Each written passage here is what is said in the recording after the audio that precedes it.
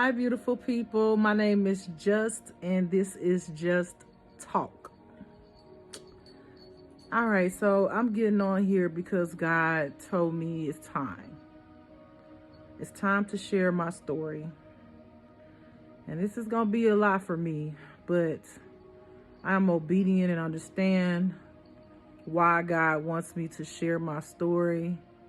I hope that as I tell my story, that someone can relate to it and it can set them free and know that when they choose God, God can free them from it.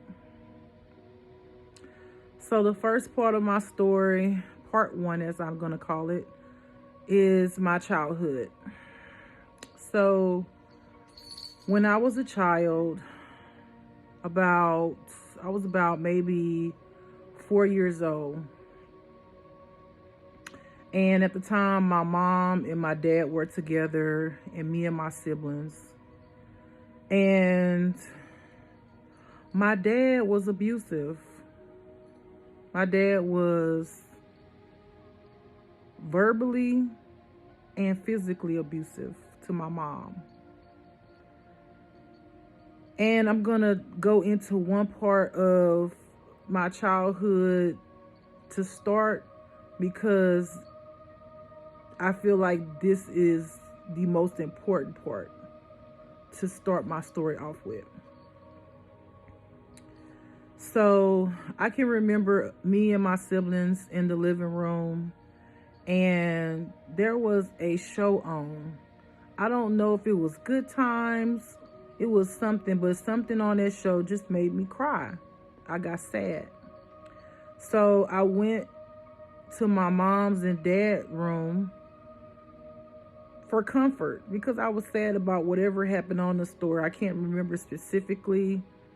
I don't know if it was Penny got burned and she was being abused. I don't remember specifically what it was, but it was something that made me sad.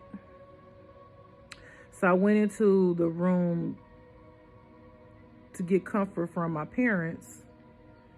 And when I opened the door, my dad had hit my mom.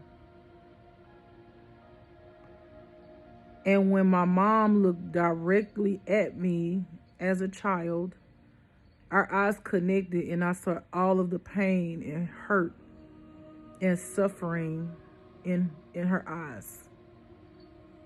And at that moment, there was something that just went in me. Like literally, I could feel this spirit go in me. Like literally, I could feel a spirit go in me. And when the spirit went in me, I had made up in my mind at that age that when I got bigger, I was going to kill my dad.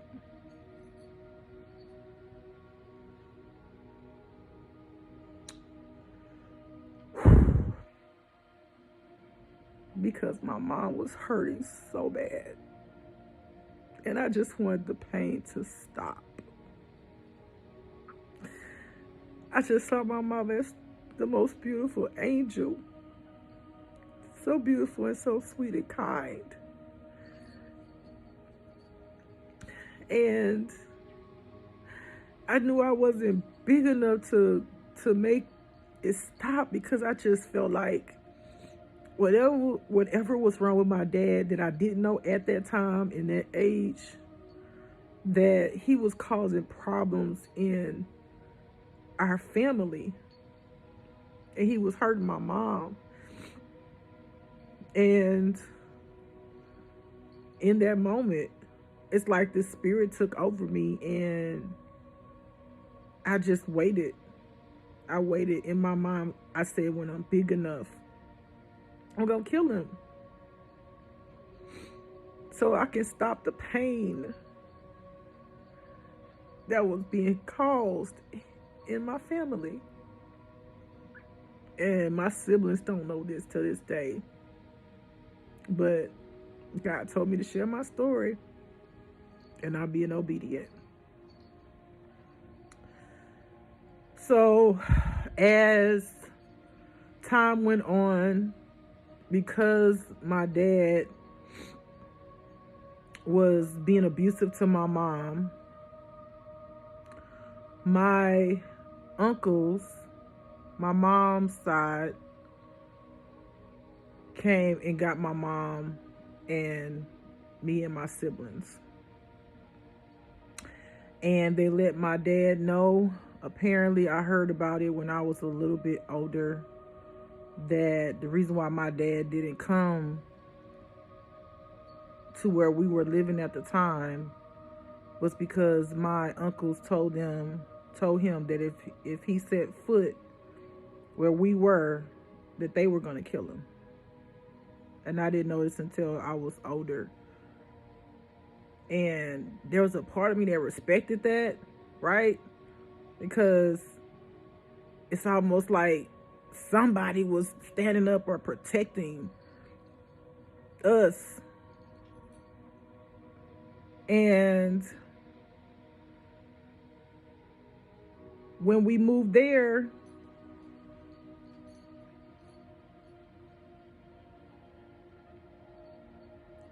my mama was not the same. She wasn't the same. And my family did not know how to care for us. My mama ended up having mental health issues. She was schizophrenic. She was diagnosed as being schizophrenic. And my family just did not know how to care for us. So they did the best they could, right? I know that now, but I'm going back into when I did not understand it all. And there were times that we got treated differently than our cousins. And I certainly got treated differently. And our childhood stories are so different than the other. But one of my siblings, our experience were the same. It gets deep.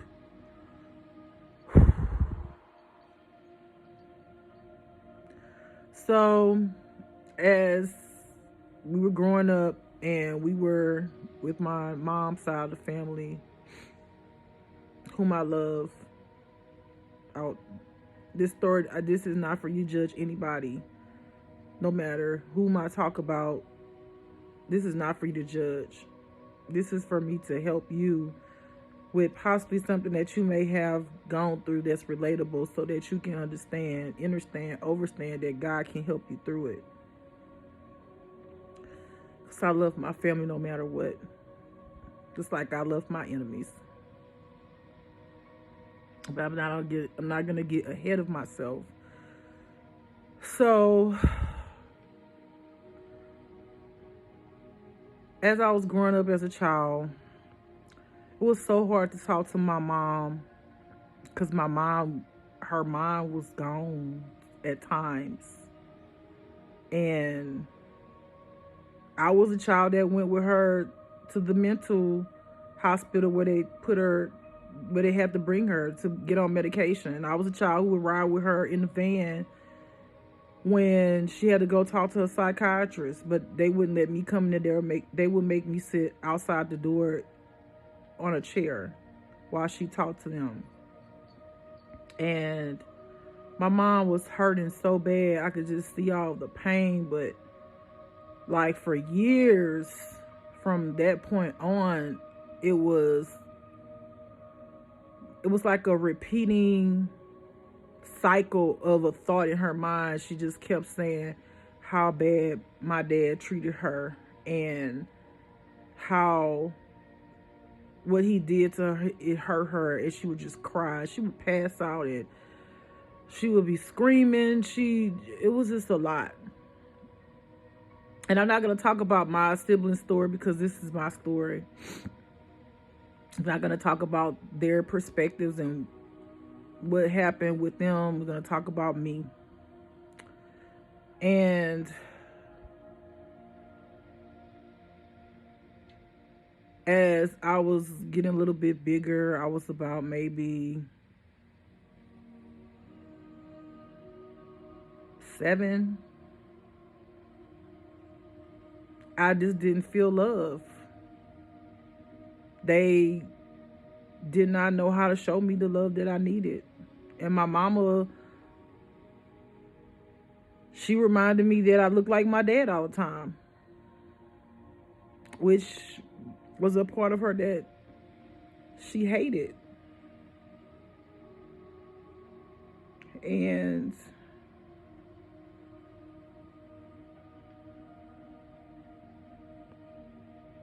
I feel like I couldn't find love from anybody. I used to feel like as a kid, pick me. Pick me. Why nobody want to pay attention to me? And someone that was married to someone in my family picked me.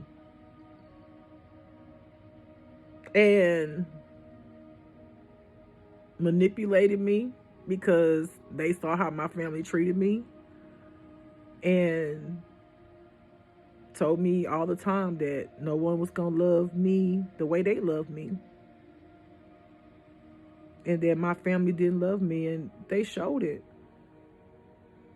It was things like being called a hoe as a child. If I was outside playing football, I was a tomboy.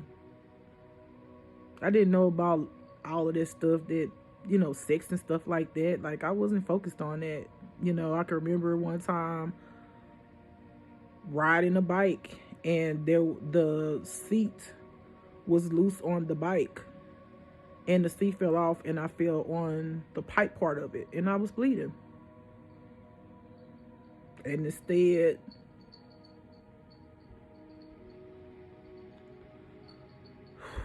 of my family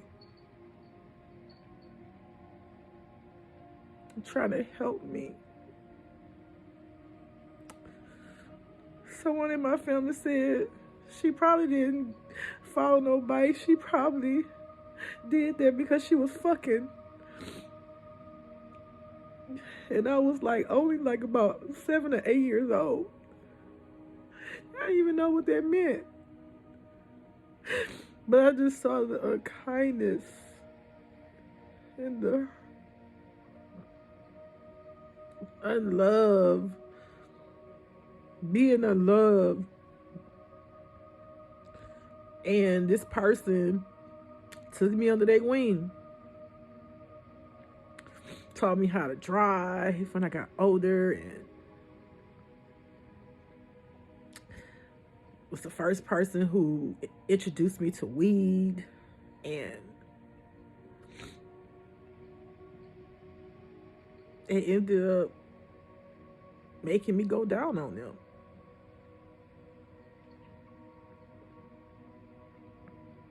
And they were a woman.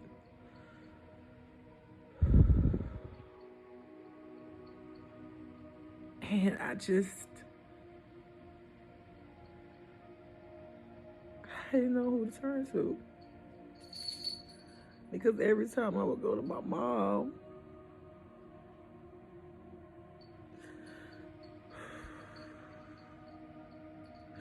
she would exasperate anything.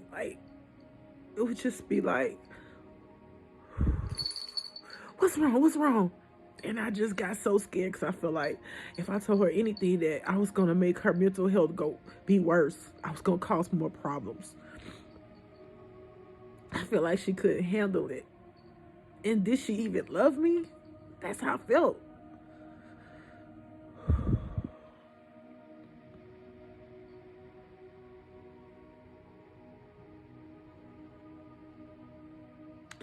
I didn't even have my own bed. We were living with my dad, and we were family. My mom and dad was married.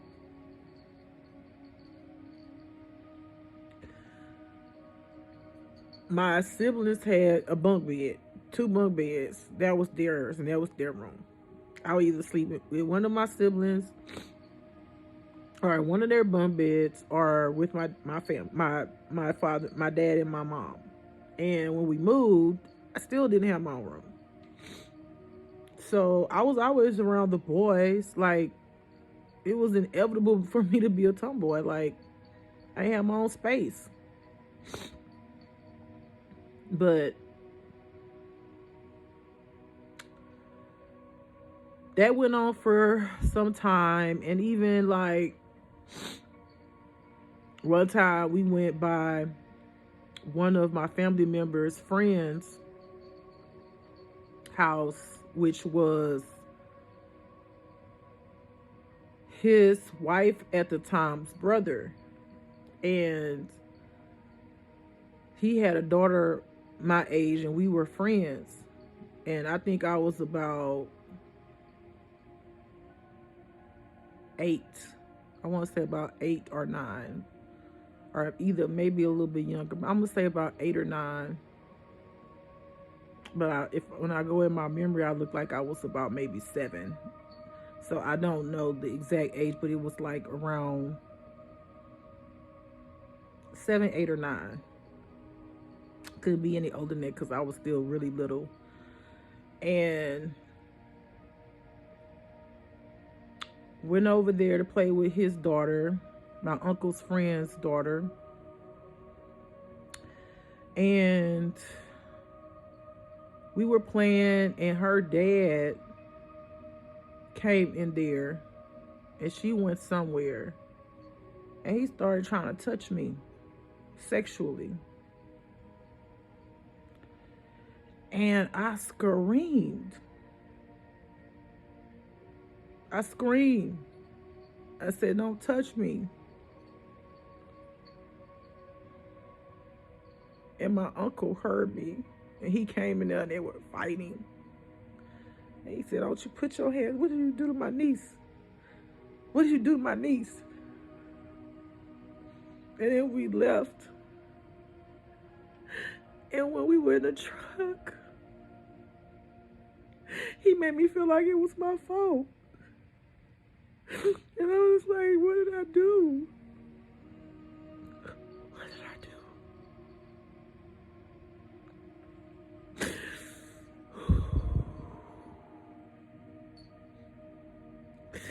It just made me feel like it was my fault. And it was like, after that, anything that happened to me, I went next door to one of my friends' house. I lived literally next door to where me and my mom lived, because most of our family lived right across the street from us. And there was a man that stayed there, which was really nice person. He reminded me of my dad. He was really nice. He was nice to my mom. He was just nice. And his siblings stayed there, which were women, and they had kids that stayed there. And I was friends with one of the kids. And the mom had some clothes from one of her kids and asked me that I wanted to see if they could fit. And I went in the house, and they told me go in the bathroom and everything. Nobody did nothing to me or even tried. But, maybe, I guess my uncle felt like I was naive and gullible. And which I was on a lot of things. I was a child, You gotta remember, this child from my other videos thought that there was goodness in everybody. And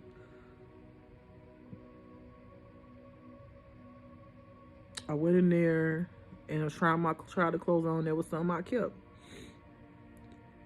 And so my uncle had previously told me not to go in that house.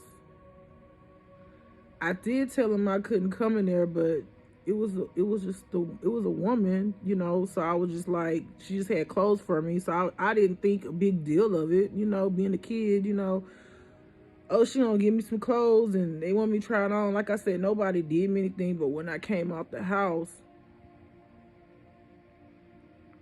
he was mad. He said, you could just come out that house. I told you not to go in that house. And he picked me up from across the fence, grabbed me by one leg in front of my friends and my sibling. And he just hit me everywhere with a belt. And it threw me. It threw me like I was trash, just like he was blaming me because his friend touched me as a child.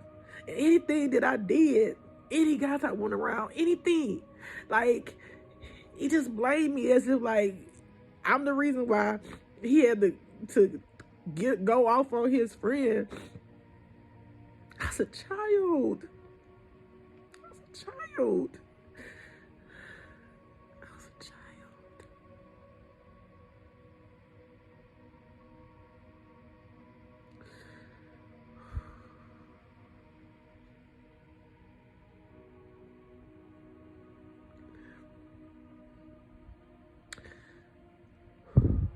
And I ended up just being under the wings of my molester because she was the only one who seemed like she cared. And paid attention to me.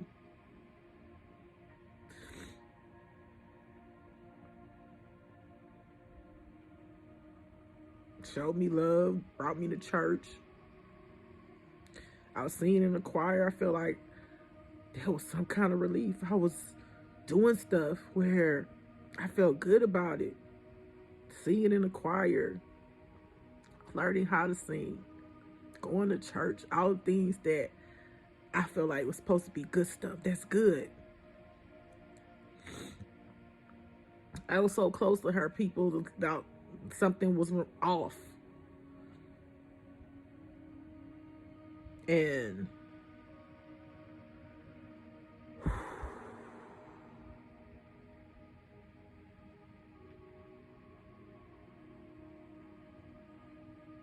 I can remember times where I was at my relative's house where she lived, and my relative was very like just didn't like me. They just didn't show me the love that they just showed me, like they didn't like me. But this relative would do things like sit in his underwear to make me go home. And I can remember one time, because this person like made clothes, and we were in their bed,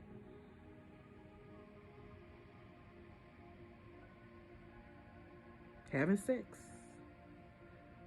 and he came home and he knocked on the door, and she told him to hold on. I was trying on clothes that she was making.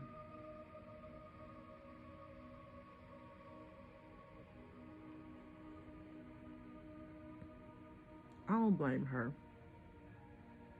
Let me just put this out here. As I tell my story, you will see as I go on, I've forgiven everybody. Doesn't mean that it doesn't hurt to go into those stories and tell them. Even with the healing that God has given me. Thank you, Lord. Doesn't mean that it doesn't hurt. But God built me for this. And this is what he wants me to do. I'm going to do it. Because I want to help free somebody who may have experienced some of the same things that I have.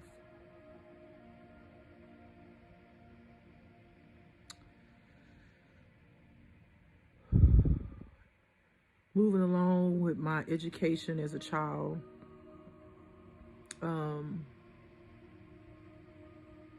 I can remember being in the first grade. No, it was the second. It was the second grade. Yeah, second grade, because I remember my teacher's name. And I was the kind of child that would always, like, in my mind, like, stare off and be stuck in that stare. And when I was stuck in that stare, I would be imagining all kinds of things in my head, like happy stuff, and creating stuff in my head, and just being in those places in my mind, like clouds and horses, and fantasizing about good stuff. So sometimes I would go off into my mind and just be in what they call la la land while my teacher was teaching. And I ended up failing, and the teacher told my mom, and my mom even repeated it as I got older, that my teacher said she didn't like me because every time she was teaching, I would be in a daze. So in that same class, there was this girl that didn't like me, and I didn't even know why. Didn't know why till this day. I think I know why now, but I'm not quite sure. She did not like me, and my mom went to school for education, so she substituted my class one day, and this girl took it upon her to want to fight me. What she did not know is, and this is going to go back in time, so stay with me because I'll get back to this point just so you can understand what I'm about to say. When I was living with my mom and my dad, one of my siblings noticed that I was one of those kids that people bully me and hit me and just smile and not fight back. And one day, his friend's sister around my age slapped me in my face, and I just smiled. And my brother, whom I do respect,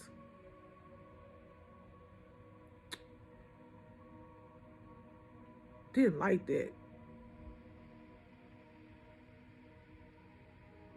He said, "Hey, you too kind to let people hit on you and stuff." And so he told me, "We going back over there and you gonna fight her. And if you don't fight her, I'm gonna beat your ass every day. You gonna have to fight me." And I ain't wanna fight my brother because my brother was about that life. He wasn't, he took care of me and my other sibling while my parents was at work. He would protect us. Like, he would bring us with him when he played basketball, and he would not let nobody mess with his siblings. And I know that had to be hard for him because you young too, and you watching your siblings, and you being tough and you protecting them, which I appreciate so much. Every day he made me go fight that girl. He went to her, he told his friend, "Now your sister done slapped my sister in the face.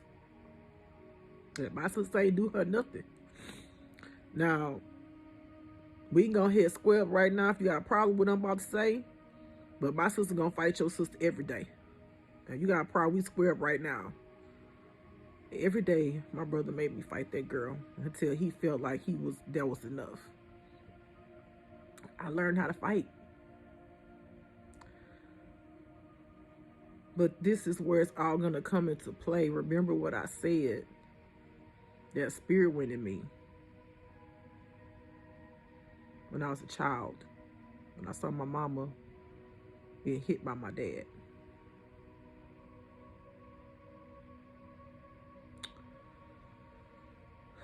So the girl, jumping back to what I was saying, my mom substituted my class. Girl wanted to fight me. We fighting at the door. I never did this girl not one thing. And I squared up with her. And I guess she didn't like it. So one day, I went to the girls' bathroom. Make your mind, I'm in the 2nd grade.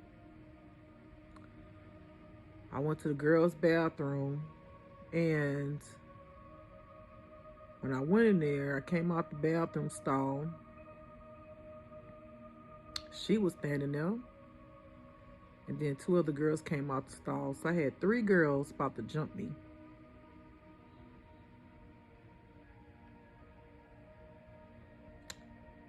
And she came at me and she was like, you know, I don't like you, XYZ. And then all of them jumped on me.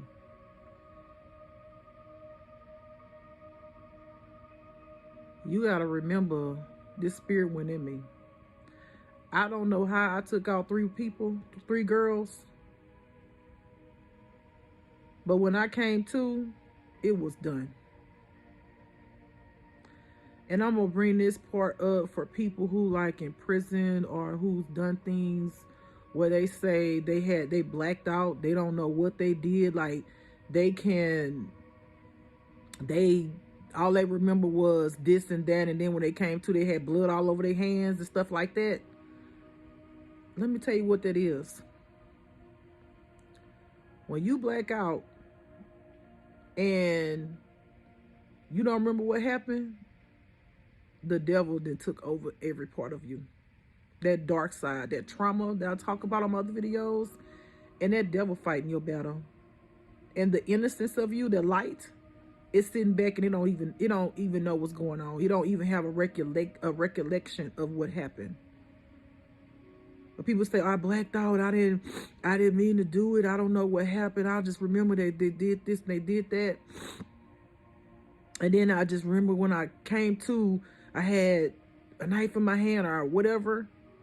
It's because the enemy, that your dark side, your trauma, it took over. And you take a seat to the back. You don't know what's going on until you come to and see like people, 3 girls in the bathroom messed up. And you don't know how in the world you took out 3 people. That's the enemy. But see, that's the thing about the enemy is the enemy will use your traumas to hurt somebody, and then it'll leave you. And so you in court, and you just like, I don't know what happened. Now the innocence of you is the one who is taking a fall for it, and you have no recollection. Excuse me. You have no recollection of what just happened. And then, of course, not going to understand, like, any of that, because they're not spiritual. They just look at the physical part of it. You know, but I can't even tell you how in the world I took out 3 people. How I fought 3 people like that. I can't tell you. I have no idea. I just know that they ain't mess with me no more after that. I just know I'm standing there with 3 girls surrounding me, and they started coming at me, fighting me. And all I can remember is had my deuce up. And when it was over, busted lips on the ground in the bathroom. I can't tell you what I can't tell you what happened. I don't know. I just know that I wanted to fight, and they didn't mess with me again. And I grew up hating bullies. I did not like bullies. I've always been for the underdog. The nerds, the ones who get picked on, the ones who get teased, the ones who came to school with clothes that looked like they was from the Goodwill. I've always been for them. I use my fighting skills to help them. If I saw somebody picking on them, I was like, back off. If I saw somebody being teased or didn't have food, if I had it, I'd give it to them. Why we have to be so mean as kids? Just because maybe you were fortunate, or maybe you wasn't. And maybe that's why you were projecting onto another child to hurt another child. But it's not right. Because you don't know what that child go through when they go home. And they don't know what you go through, but you don't have to project your stuff onto them to cause more pain. And I know most people gonna look at this video are adults, but I'm still talking to your child in you. It wasn't right if you were a bully. It wasn't right. You hurt somebody. And I get that you probably were hurting. That's the way you were taught. That still doesn't make it right.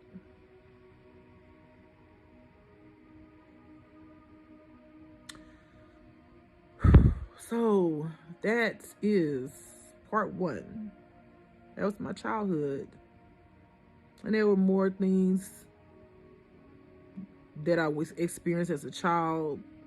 But it was the same stuff: mistreatment, unloved, molestation, bullying, things like that. But I'm still here. I made it. I'm still here. All right, beautiful people. My name is Justin. This is Just Talk. This is part 1 of my story.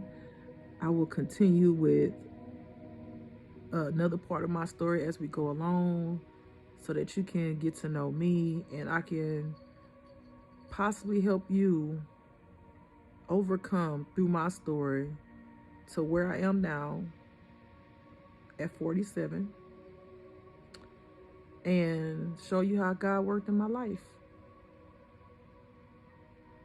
I think that's pretty cool. I don't know if y'all see this. So that light part right here, underneath here, and it goes straight down, and then that shadow, then it has just this part.